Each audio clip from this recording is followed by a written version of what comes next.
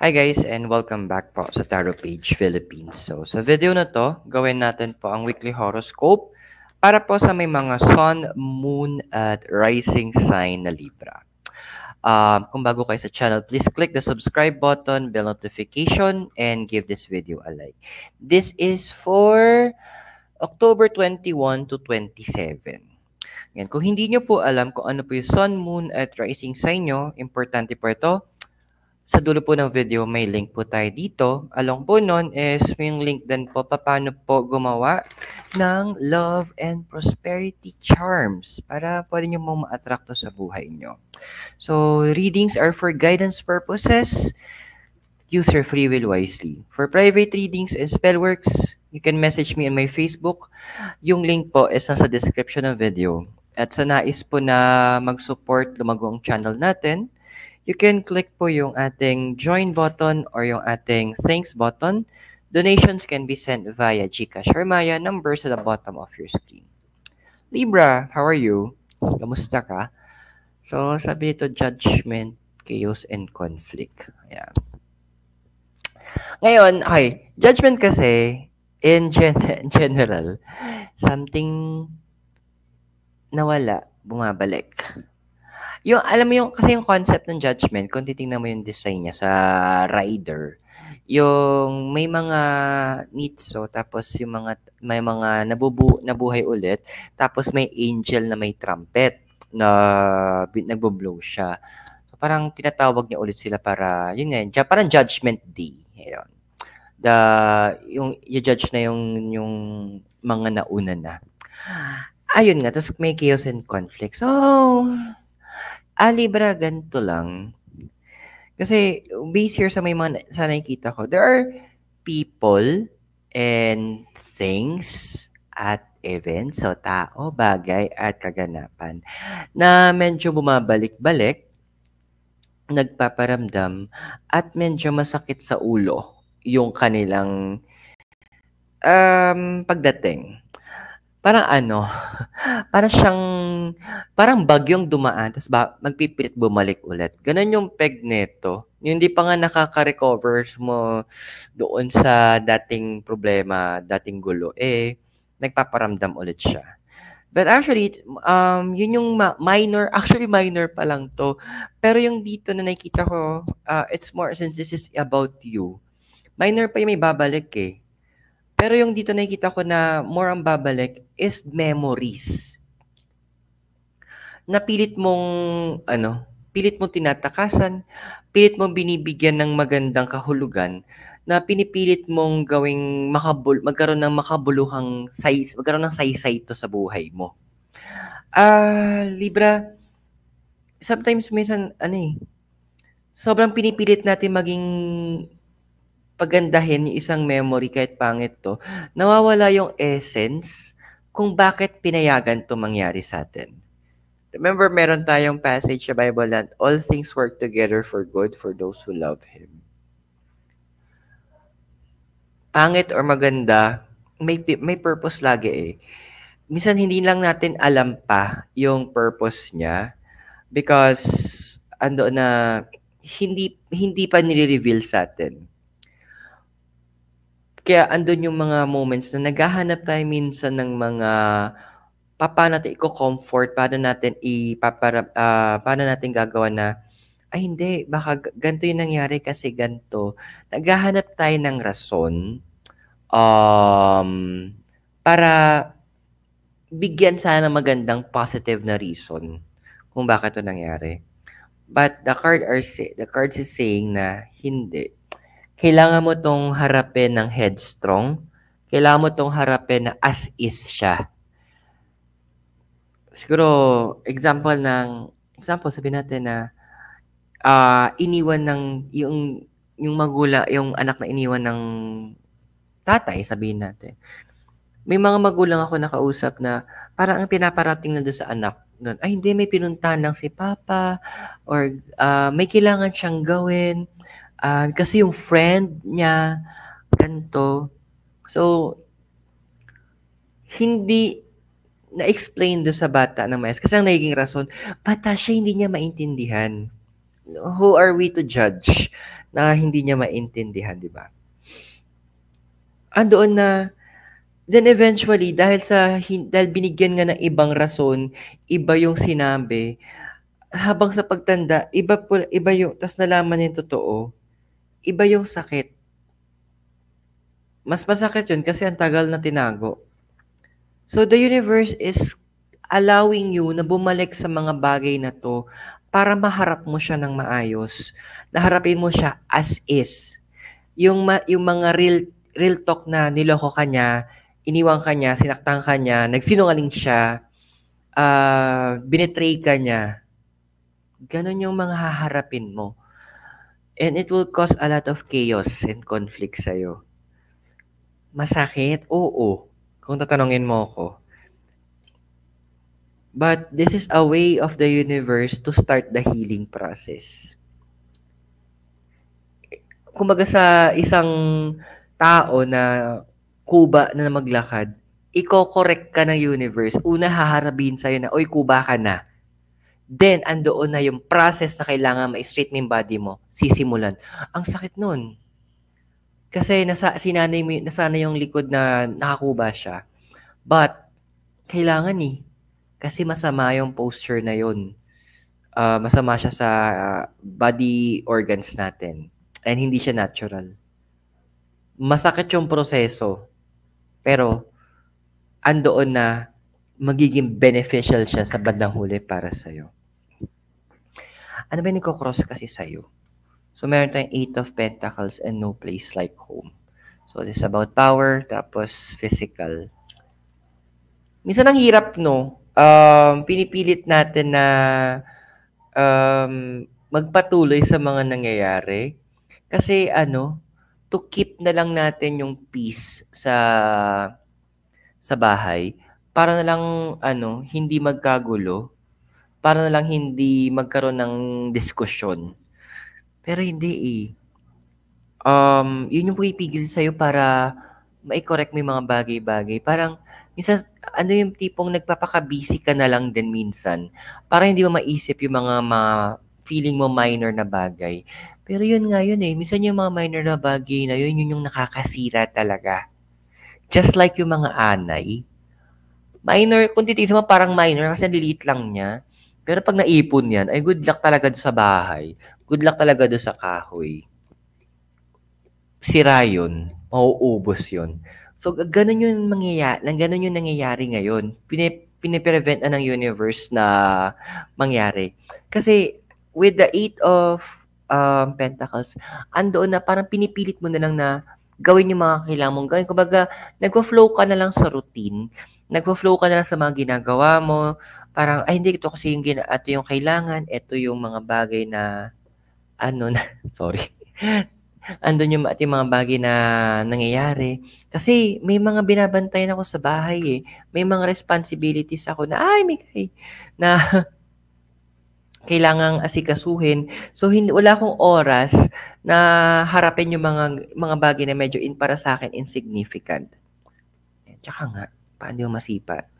So, andun yung sinasabi ng universe na yung akala mo na may magandang nangyayari, akala mo yung ginagawa mo is nakakatulong, but honestly, hindi. Yun yung sabi ng cards. Pumipigil to para maharap mo yung mga kailangang harapin na bagay. Para matigil yung mga bagay na hindi dapat nagpapatuloy. So, sometimes you need to stop for a moment din. And not to mention, andoon na yung iba sa inyo sa House of Libra, sa sobrang nagpapaka-busy, nawala na kayo ng connection with regards to the family. No, family kasi hindi lang naman 'to yung mga kadugo pwedeng mga taon 'tong tinrato natin talaga ng pamilya.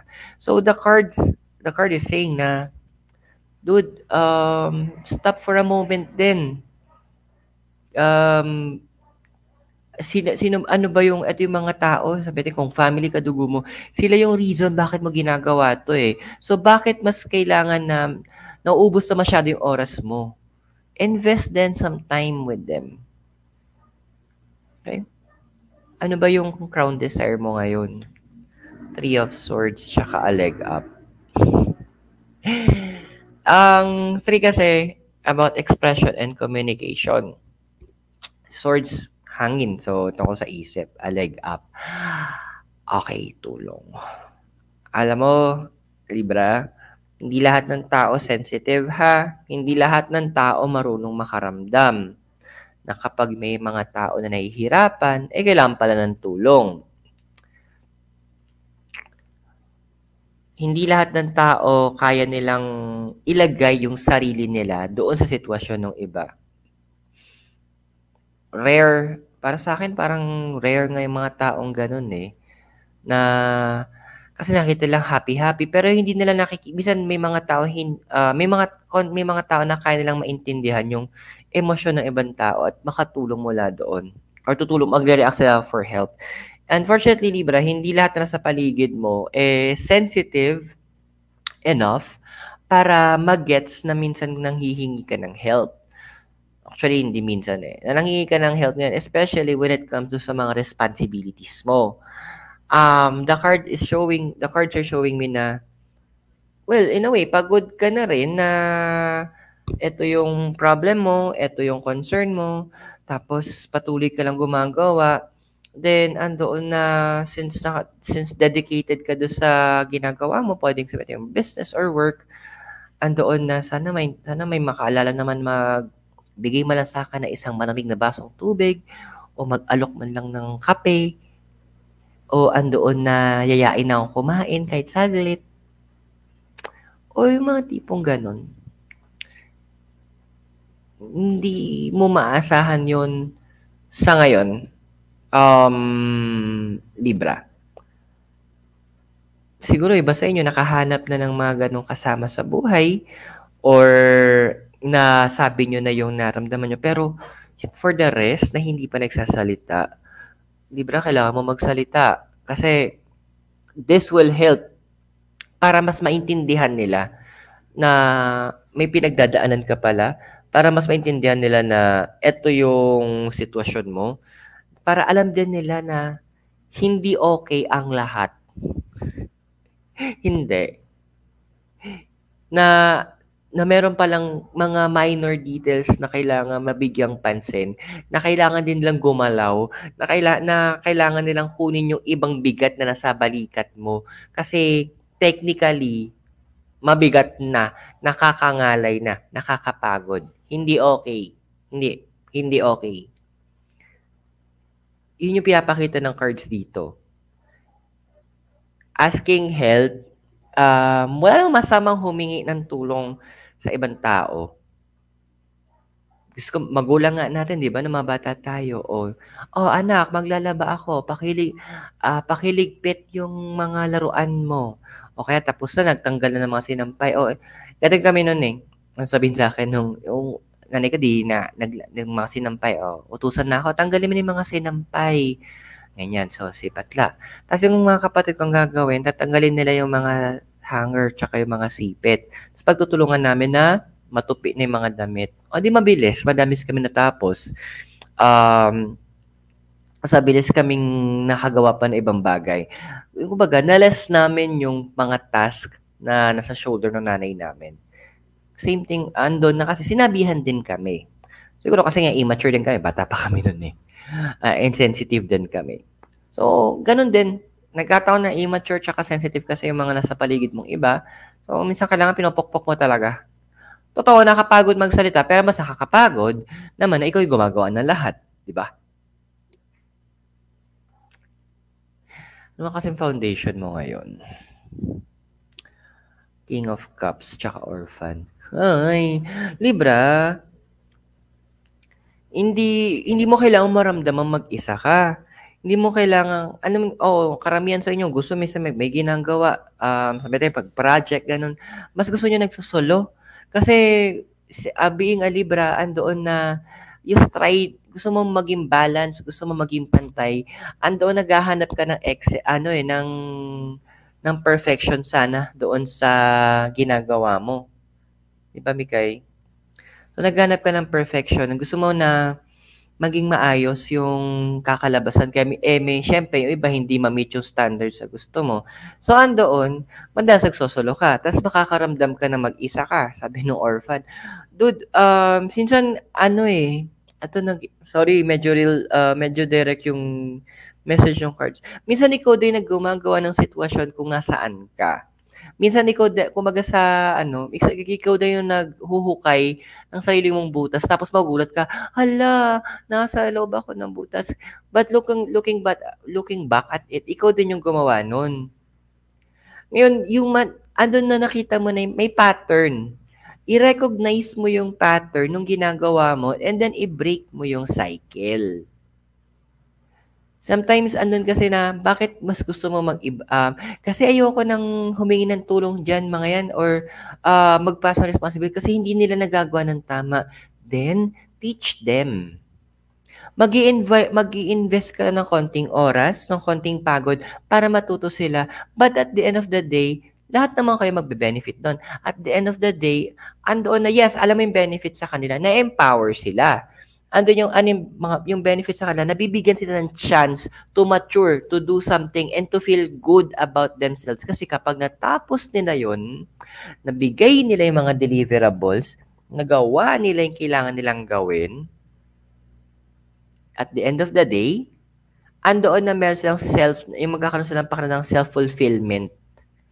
Ikaw naman, when situation sa'yo, kasi nabawasan na yung gagawin mo, nabawasan isipin mo, kumaga parang ang gagawin mo lang, sisilip-silipin mo, tama pa ba yung ginagawa? Okay, tama naman. Ay, tama ba ba? Biyang libra, wait lang, ito yung gawin mo to para ganito. So, andoon na, i-break mo yung cycle, i-break mo yung pattern. Kasi, yun nga, may mga situations ka na ngayon na ikaw yun gumawa. Since nagawa mo yun, kung merong undo sa Microsoft Word, i-undo mo rin yan sa sarili mo. Huwag nating idadahilan na, ganito na kasi ako. No, ganyan tayo, or we are like this, kasi pinili natin maging ganito. There's always two options. You can be, iba parang siyasay ko sa mga kaibigan ko din pag nung mga nasaktan sa rana pag-ibig, okay, sige, iyak, okay, understandable, nasaktan, malamang magrara ka, pwede umiyak ka. Ngayon, ang sinasabi ko before we end sometimes our conversation, I'm giving them two options. So, dalawa option nila, sabihin ko. Dalawa option mo, pwede ka maging bitter sa nangyayari, mag-self-destruct ka, or maging better ka. Ipakita mo kung ano yung worth mo talaga. Kaya ako napanood niyo yung movie, yung Legally Blonde, yung part 1. Gustong-gusto ko yung linya doon na sinabi ni Elle Woods na parang ginagawa niya lahat para ma-win back niya yung boyfriend niya. Tapos, dia-down pa rin siya ng boyfriend niya. Tapos nag-walk out siya doon sa party. Tapos sabi niya, I'll show you how valuable Elle Woods can be. Then, ganun din gawin mo. I'll show you guys gano'n ka-valuable si Libra. This is your time. This is your moment. Ito na yun Gamitin mo siya na parang na driving force na para umangat. Hindi okay na maiwan ka dyan. Hindi okay na dyan ka lang. No. Gamitin mo yung stepping stone. Yes, it could be a bad energy, but remember, energy can be transformed. Gamitin mo your advantage. Ano ba nangyari sa past na nag-influence sa'yo? Strength, tsaka message in a battle. Okay. So, si Strength kasi medyo, connected siya kay Leo about creativity. Okay. Meron yung tinatawag na, yung, hindi ko alam, wait lang, namuta ko yung term. Pero it's about parenting. Kaya basta yung about yung sa pagsasalita. Kasi kung mapapansin, diba, may mga magulang na, sorry, pangit ng mga terms na gamitin ko. Yung, ano ba naman yan? Ang tanga-tanga mo naman. Ba't ganyan ginawa mo? Oh, ba't ito na yung grade mo? Ang bobo mo naman. Tanga ka ba? Yung negative way, hindi kita, alam mo yung point na, yung iba sa inyo, na dumaan kayo sa ganong klase ng negative parenting, na akala ng mga magulang natin, na by challenging us with those negative words, lalaban tayo o mas tatatag tayo. Pero ang totoo, sumiksik yun sa utak natin, kaya ang ending hindi tayo naka-expand. Hindi yung iba, ang dami sa inyo hindi naka-expand sa House of Libra. Yung tipong yung mga linyahan na, oh, ba't di mo gayahin yung pinsan mo si ganto, si Marie o si JR. Oh, ang gagaling nila, bakit ikaw hindi? Ayun, kaya ang dami ang nangyari dun sa iba. Nagkaroon ng negative naging negative yung connotation.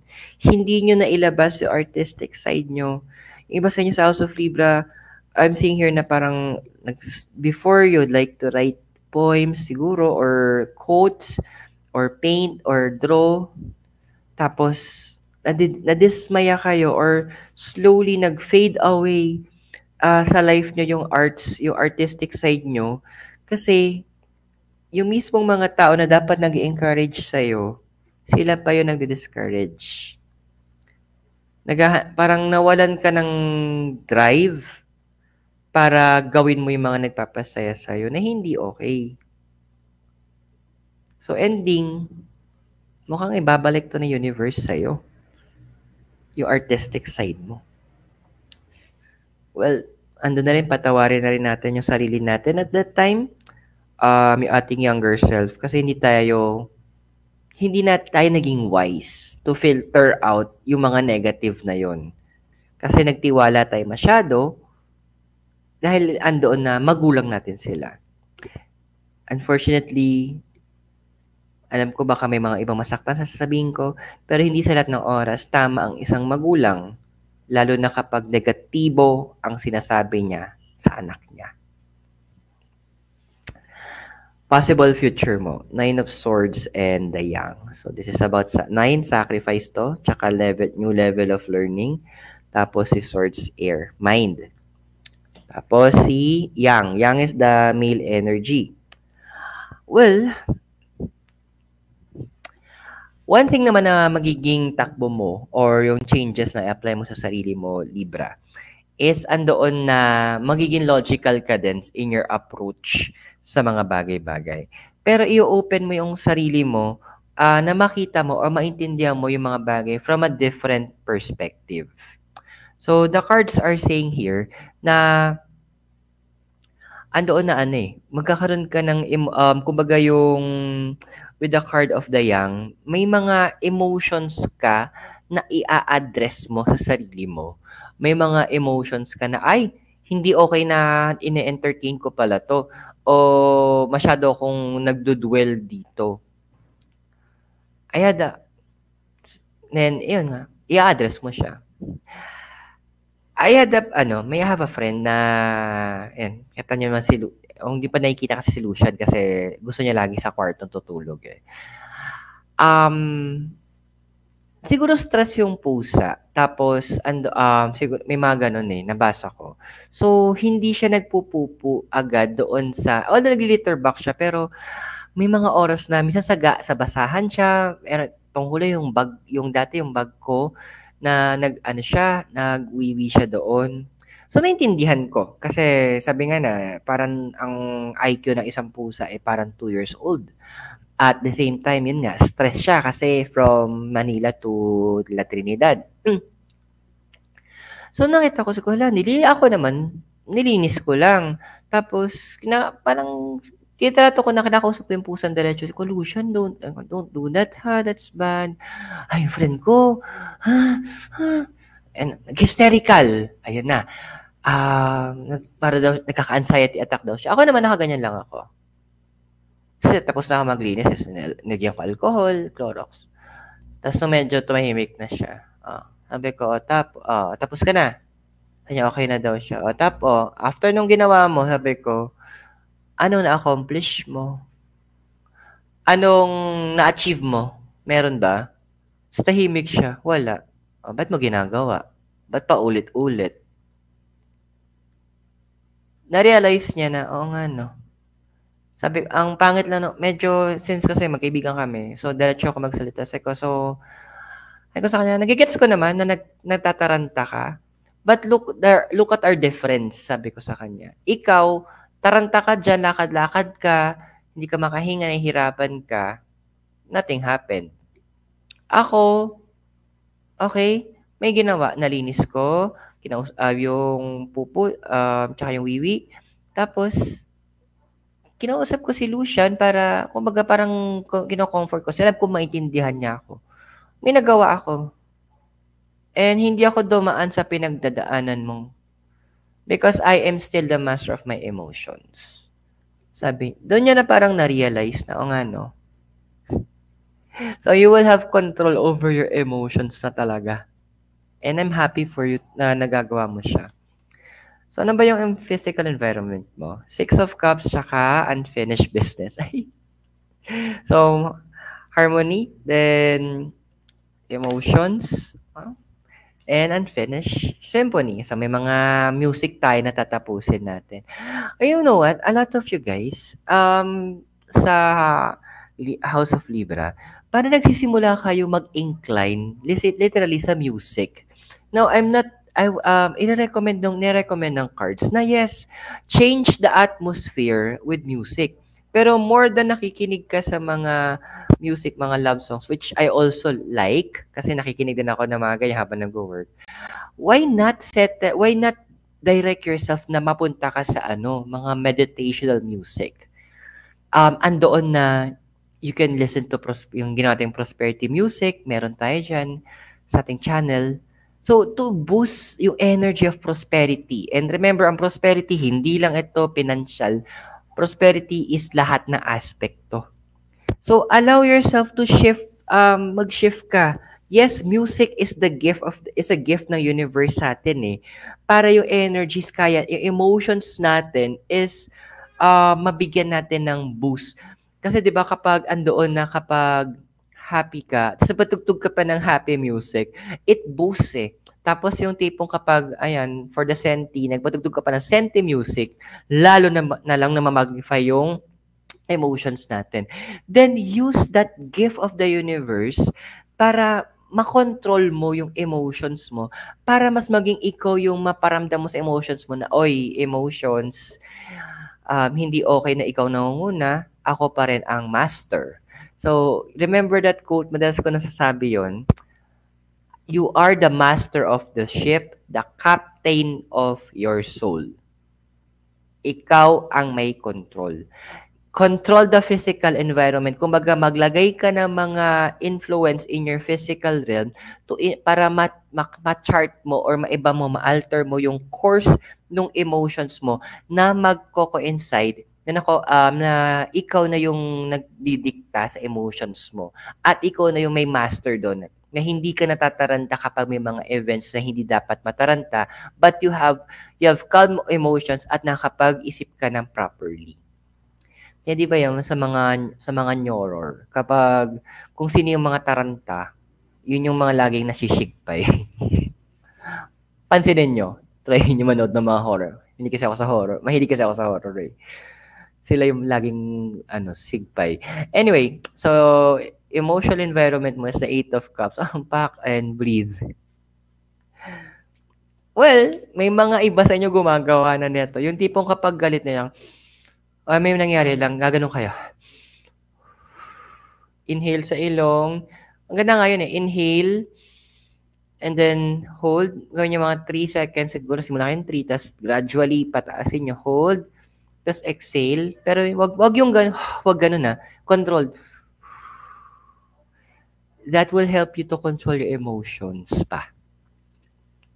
Actually, mas makakatulong din siya para mas maging clear, mag-isip ka. Kasi with the 8 of Cups kasi dito, andoon na yung 8 is about powers and emotions. Andoon na yung minsan nagkakaroon na iba sa inyo na lost track na yung emotions nyo. Kasi yung balance, diba? Libra is about balance. Minsan natatip na hindi nyo napapansin, unti-unti na palang napupunta sa kabilang side. So, the cards are advising na you need literal controlled breathing talaga. Yung breath dito, breathe. controlled breathing ang pinapagawa sa'yo. Because once you are able to master that, you're also able to master yourself eh. Kasi natural siyang process sa atin. But we should also learn how to be a master above it. Di ba? Try nyo mag-research about controlled breathing and yung benefits. Madami kayong makikita na positive about it. But let's check, ano ba yung hopes and fears mo? Queen of Cups, tsaka, Observer. Ayan. So, Queen is older female energy, emotions, tapos Observer. Well, katuwa lang din kasi magkakaroon ka yung hope mo dito kasi maging in tune ka sa emotions mo. Actually, magiging oo eh. Kasi yung hope mo, actually dinadivert siya ng universe na napapansin mo na a lot of you are becoming generous na. Nagiging giver kayo. Now, pwedeng hindi siya physical giving or gift giving, pero andoon that you're giving more attention, more time, kumbaga kung ano yung meron ka, ano yung kung sino ka, you are sharing it. You are even sharing some your knowledge, experience, you're opening up. Actually, that is already you giving. Kasi before, filter mo lang yung mga isi-share mo eh. But right now, the universe is allowing you to be also a contributor. Kumbaga, dati, ito lang yung nakakontribute mo. Ngayon, you have bigger options to contribute more. Andoon, ang daming binibigay na options sa universe for you to be able to be, para ma-elevate mo yung sarili mo or andoon na maging mabigay mo or makapagbigay ka ng more and more. And that is a good thing kasi in the law of attraction, once you give, it comes back to you, di ba? In the law of attraction ba yun? O yung law of give and take. Na habang nagbibigay ka, bumabalik din sa'yo to. Kasi tanim to eh. At ano mo, pag nagtanim ka, hindi lang naman isa bungan yan. Minsan, ang isang puno ng mangga, di ba? Ilang kaing ang pwedeng ma-harvest mo doon. So, what's your possible future? So, we have here the Ace of Cups and Here and Now. Creation is about ang Ace. So, Cups, emotion. So, may mga unwanted and unhealthy emotions ka talagang hindi naman patanggalin exactly. Pero, you will control it para maging beneficial para sa'yo. That's Here and Now. Okay, so may mga bumabalik nga, di ba? May mga, ito yung possible future mo. So may mga nagbabalikan, tapos sa mga taong to, for the trigger ng emotions mo. Kasi parang natatawa sila or parang sa kanila, laro-laro yun, playing with the emotions. So what the cards are saying here is, magkakaroon ka ng second chance para ipamukha sa kanila that you are now stronger. Napaparamdam sa kanila na, uy, hindi na nag-work yan sa akin. Mag-aala Britney Spears na I'm stronger than yesterday na ang peg mo na ang ilalaban mo dito. Andoon na makikita nila that you are now the master. Na ikaw na ngayon yung may control. At andun yung point na literal ma-intimidate sila. And along with the intimidation, andoon niya yung respect nila sa'yo is aangat na. At the same time, yung aspect na kung saan tinitrigger na emotions mo, mag-e-end na yun. Hindi na nila magagawa. Kasi they no longer have any power sa'yo doon. At ano ba sabi ng mga deities sa'yo? We have here Pan, anxiety, resourcefulness, and the wish to live. Simple lang eh. Si Pan kasi, he is the god, minor god ba siya? Basta god siya. Ang alam ko. Correct nila ako, mali ako. So, deity na lang. Ayan, deity siya. And madalas siya magpa-party.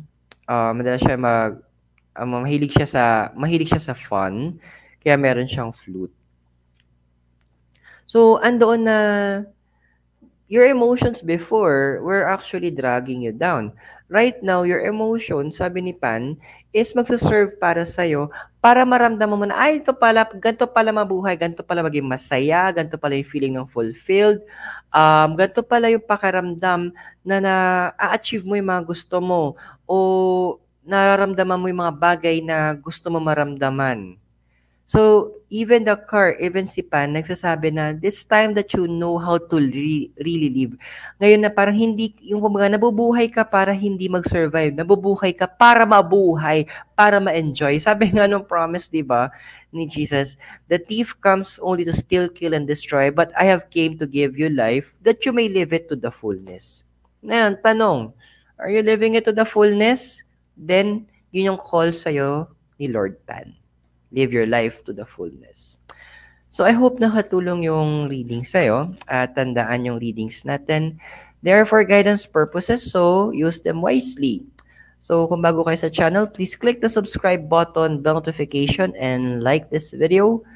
At kung gusto niyo pong magpaset ng private reading, message me in my personal account in Facebook. Link is in the description below. At sa mga nais pong mag-support ng channel para lumago po ito, you can click on the join button or the thanks button. Yun yung parang heart. And sa mga donations po, you can send them via GCash or Maya. Number is in the bottom of the screen. So Libra, maraming salamat sa iyo. God bless. Namaste, Hare Krishna, and blessed be. At naway, magkita-kita tayo very soon. Mula po dito sa La Trinidad Benguet, kasama po si Mikay Noodles. Thank you, you have a great day, and see you very soon. Goodbye sa ngayon.